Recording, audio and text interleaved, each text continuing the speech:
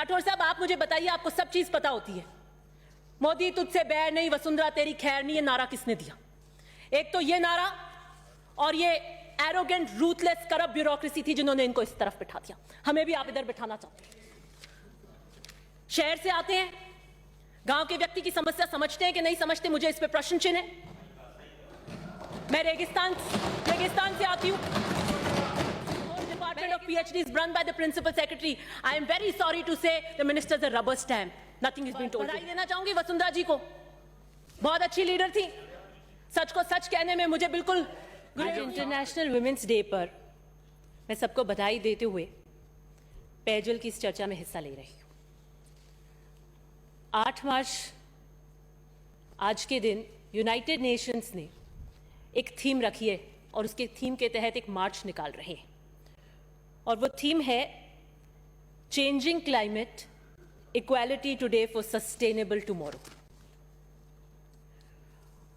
पेयजल में भी बहुत जरूरी है क्योंकि ये सीधा महिलाओं को प्रभावित करता है, क्योंकि जितने भी डोमेस्टिक वर्क है, क्लीनिंग, वॉशिंग, कुकिंग और आज फार्म पे भी बहुत ज्यादा अधिक में महिला लेबर्स हैं। तो उस दृष्टि से देखते हुए मैं इसको लिंक करना चाहती हूं। I would further like to link the struggle of women rights, gender equality to the goal of ecological sustainability. And ecological sustainability is essential for providing secure drinking water. हमारा जो काम अभी पीएचडी विभाग में हो रहा है युद्ध स्तर पर, वो जेजेएम जल शक्ति मिशन के तहत हो रहा है। घर घर नल पहुंचाना है 2024 तक। मैं डेजर्ट जोन से आती हूं, मरुस्थलीय क्षेत्र है, और हर घर नल पहुंचाने के लिए हमें डेजर्ट इकोसिस्टम को रिवाइव करना पड़ेगा, विशेष फोकस देना पड़ेगा। और जितनी भी हमारी स्कीम्स हैं उनकी प्लानिंग और इंप्लीमेंटेशन डेजर्ट इकोसिस्टम को मध्य में रखते हुए करना। आप यहां बात मत करें।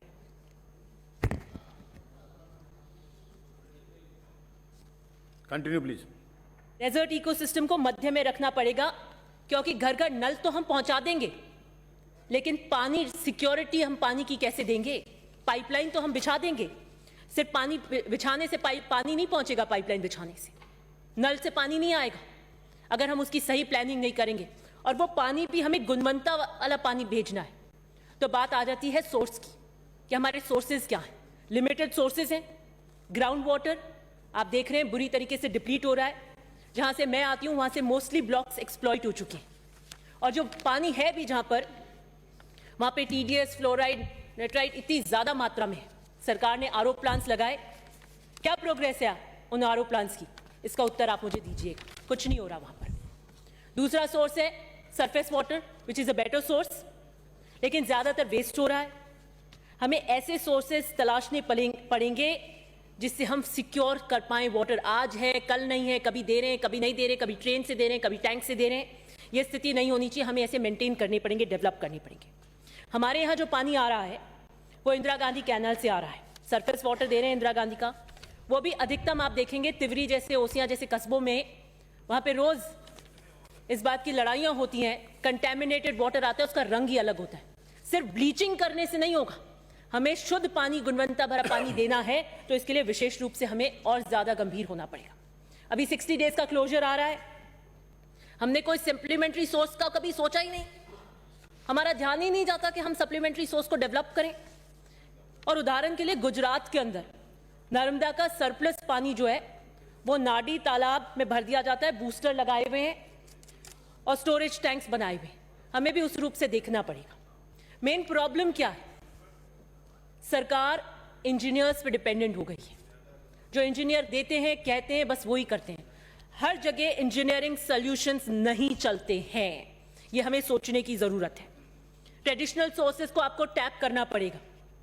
तालाब, नाडी, कुआं। तालाब के आपके 2 तरीके के स्ट्रक्चर्स हैं। इंपाउंडिंग स्ट्रक्चर्स जिसमें पानी ऊपर ही रहता है। वहां पर क्या हो रहा है? पीएचडी विभाग को ध्यान दे रहा है? डीसिल्टिंग कर दी, पेंधे तोड़ दिए।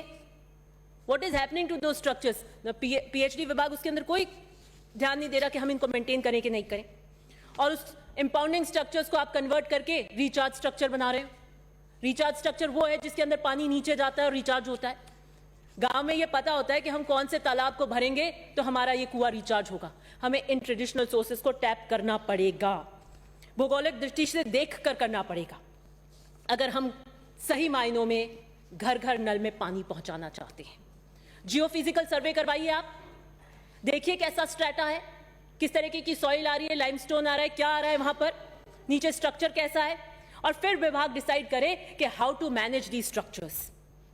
डेजर्ट इकोसिस्टम को मेंटेन करना इसीलिए भी अनिवार्य हो जाता है कि जेजेएम जो आप ला रहे हैं उसमें पशु के लिए कुछ नहीं है, एक लाइफ स्टॉक पॉलिसी आनी चाहिए, क्योंकि रेगिस्तान तो यहां पर डिपेंडेंट है इसके ऊपर।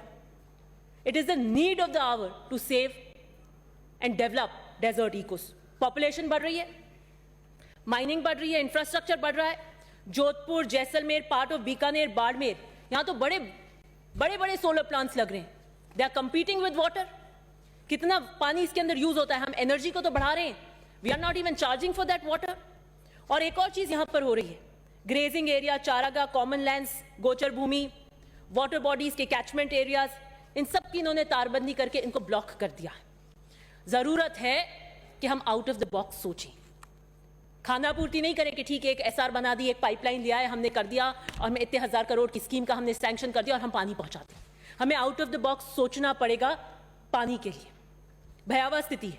2008 से 13 में जब कांग्रेस की सरकार थी, एक निष्ठा और कर्तव्य परायणता थी पानी पहुंचाने के लिए। कोई गोलीकांड नहीं हुआ हमारी सरकार में और अभी भी नहीं हुआ। तत्कालीन जल संसाधन मंत्री महिपाल जी मदेना उस वक्त जल नीति लेकर आए थे, जो सर्वश्रेष्ठ जल नीति बनी भारत की। और मुझे खुशी है कि जो जेजेएम के जितने भी कंपोनेंट्स हैं वो उस जल नीति के कॉपी पेस्ट कर कर आज पूरे भारत में लागू किए जा रहे हैं। लेकिन फिर हम क्या कर रहे हैं? वाटर ऑग्यूमेंटेशन के बारे में हम कोई बात कर रहे हैं, सोच रहे हैं, उसके अकॉर्डिंग हम कोई प्लानिंग कर रहे हैं, कोई कार्य योजना बना रहे हैं? Source, tank, nothing about water augmentation. Rain water हमारा मेन सोर्स है, अल्टीमेट सोर्स है रादर। आपके 14 रिवर बेसिन्स हैं, कोई प्लान है आपका? कुछ करने की सोचते हैं आप?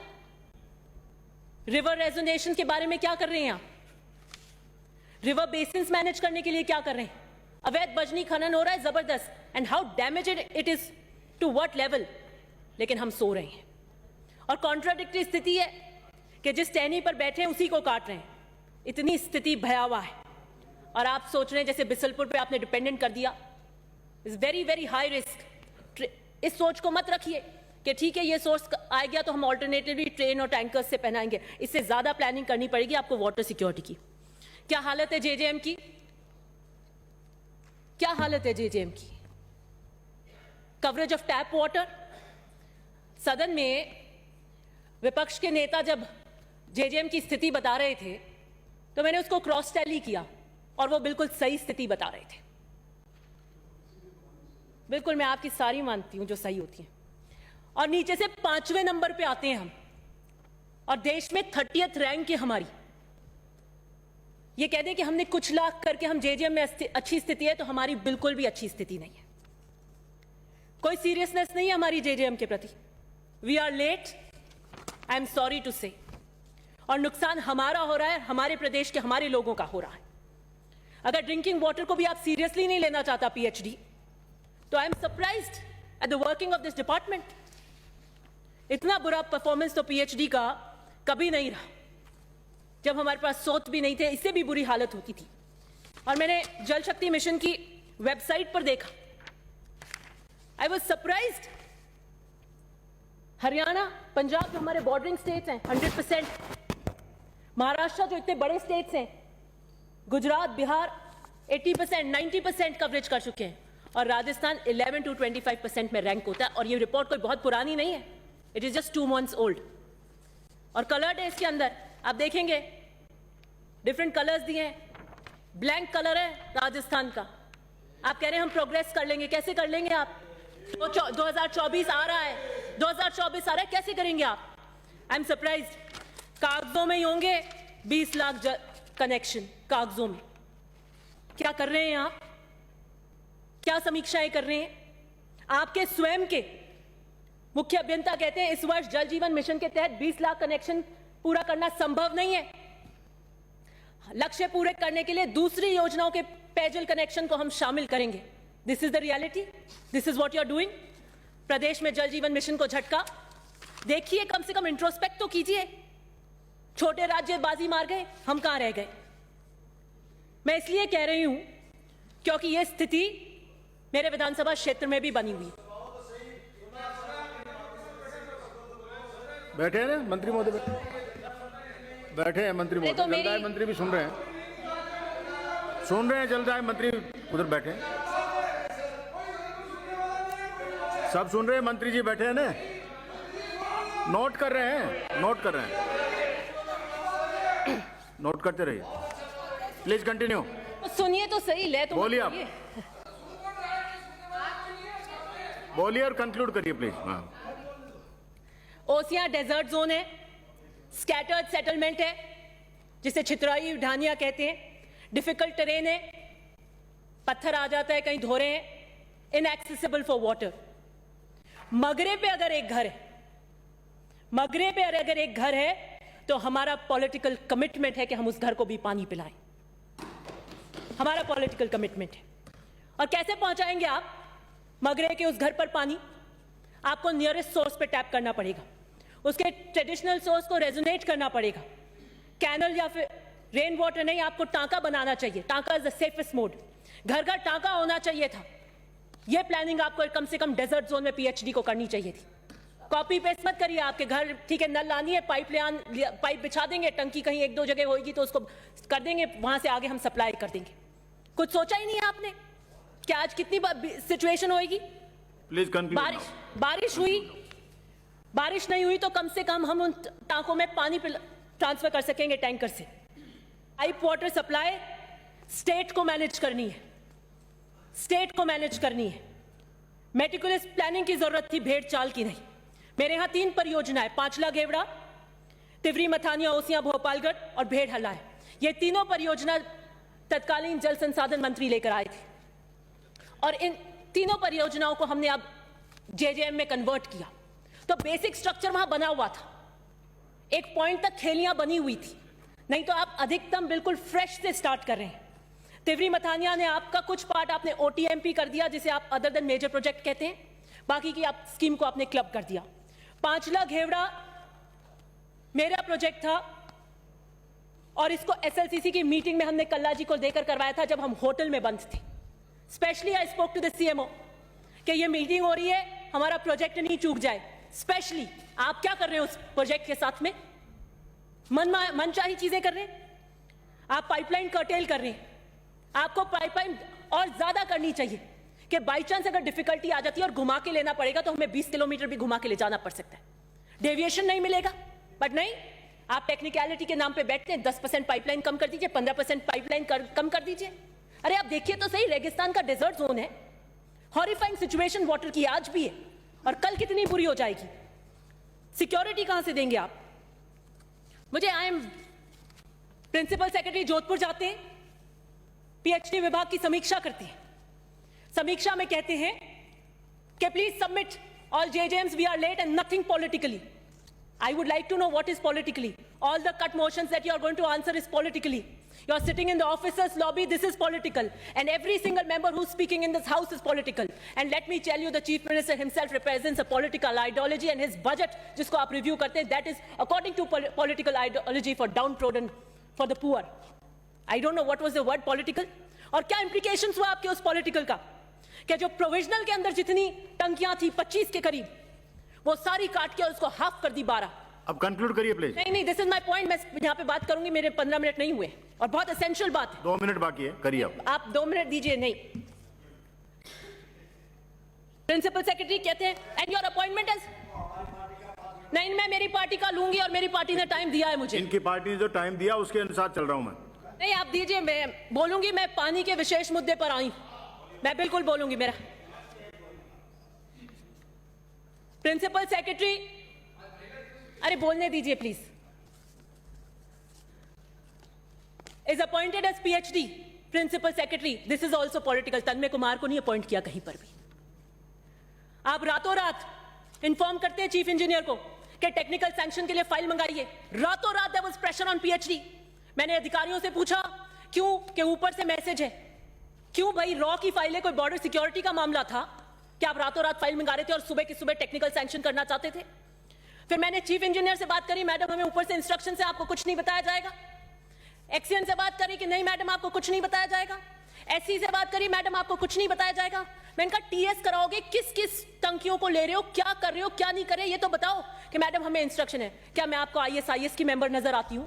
मेरी कॉन्स्टिट्यूएंसी और मेरे चीफ इंजीनियर्स मुझे नहीं बताएंगे ये क्या इंस्ट्रक्शंस आपने ऊपर से दे रखे थे? फिर मैंने बात करी, मैंने कहा जिन टंकियों को आप कर्टेल कर रहे हैं वहां पानी कैसे पहुंचेगा? हम सब जानते हैं कि जहां से पाइपलाइन जाती है वहां पर गांव के व्यक्ति उसको पंचर करके एग्रीकल्चर के लिए मिसयूज करते हैं। We all know it. आपने कोई सोल्यूशन निकाला उसका? नहीं निकाला। अब मैं कह रही हूं कि जब ये पाइपलाइन यहां पंचर हो गई, इस गांव में एसआर बनी है, दूसरी गांव में क्या उस ढानी के एंड टेल पे पानी नहीं पहुंच रहा? आप टेक्निकली कह रहे हैं साहब एक एसआर यहां बनी हुई है, इससे पहुंच जाएगा। जब आज ही नहीं पहुंच रहा तो आप कैसे पहुंचाएंगे? आप ओनली एक्सटेंड करना चाहते हैं पाइपलाइंस को कि हम फील्ड की समस्या नहीं देखेंगे। तो किसकी देखेंगे आप? भूमंडल की हम समस्याएं देखेंगे अगर आप फील्ड पे धरती की समस्याएं नहीं देखेंगे। जब समाप्त करिए। मैं लास्ट पॉइंट पे ही हूं। मैं इतनी सारी आपने स्कीम्स कर्टेल कर दी। मंत्री जी को क्या कहें? शहर से आते हैं, गांव के व्यक्ति की समस्या समझते हैं कि नहीं समझते, मुझे इस पे प्रश्न चिन्ह है। मैं रेगिस्तान